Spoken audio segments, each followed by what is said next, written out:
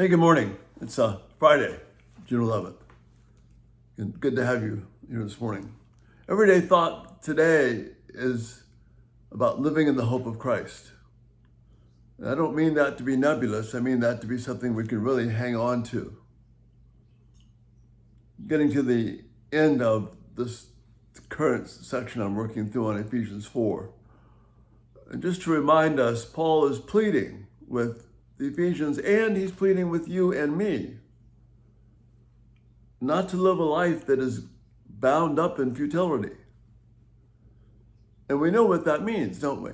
We know what it means to try and do something and we give it our best shot and it seems just to evaporate right in front of us. Or we try and honor God and it turns out we do exact opposite.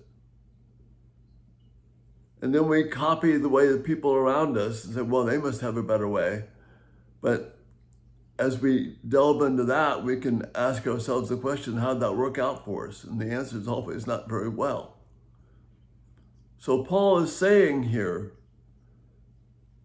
pleading with me and with you, not to live in a way that is consistent with people who don't have any regard for God. He's not about taking away pleasure or taking away joy or encouragement or any of that. He's about giving us hope and joy and encouragement. See, life is like a mist, and it can evaporate quickly. But while we're in this mist, things can seem sort of fuzzy, and what we need is this growing light of truth. So that's why Paul goes on to say, don't live in this darkness and futility. Rather, he taught us something different. You didn't come to know the person of Christ in confusion and futility. Rather, he says you were taught with regard to your former way of life to put off your old self, which is being corrupted by its deceitful desires. You see, that's what he's warning us about just a couple of lines earlier. Don't live as those people who have no regard for God because their ways are futile. They're darkened, they're frustrating, and they live only for themselves. And isn't that the bottom line when we evaluate people? Are they in this for you? Or are they primarily in it for themselves? That's why politicians have such a hard time having credibility. Because it certainly appears as though they're in it for themselves. And that's why if we want to present Christianity well to our children, to those around us, to be a faithful representative of what it means to know God, we need to make sure that we're not appearing as though we're in it for us.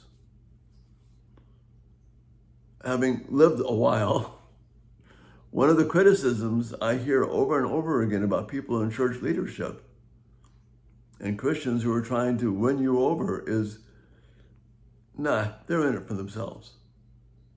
This is about them. Yeah, I may be doing okay if I follow them, but really, this is about them. There's not a genuine interest in me. They just want to advance their cause.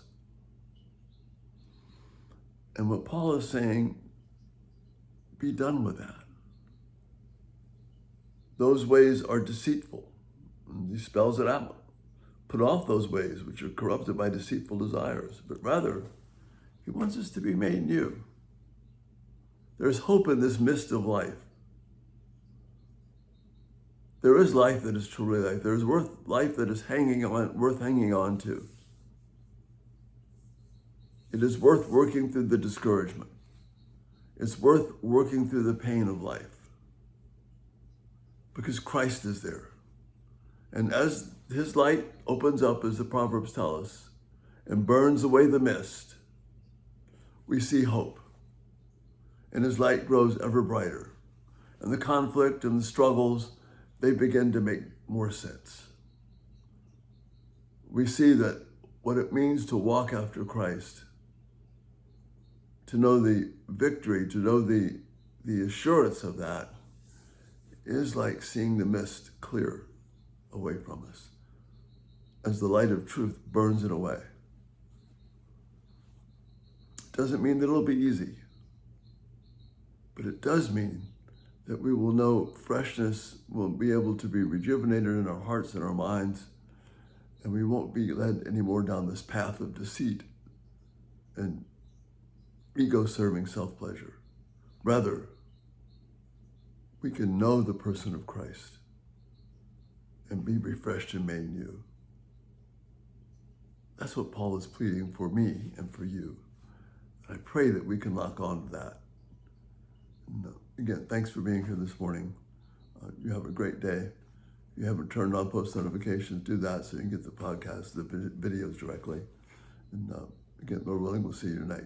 Again, thanks so much for being here. Bye-bye.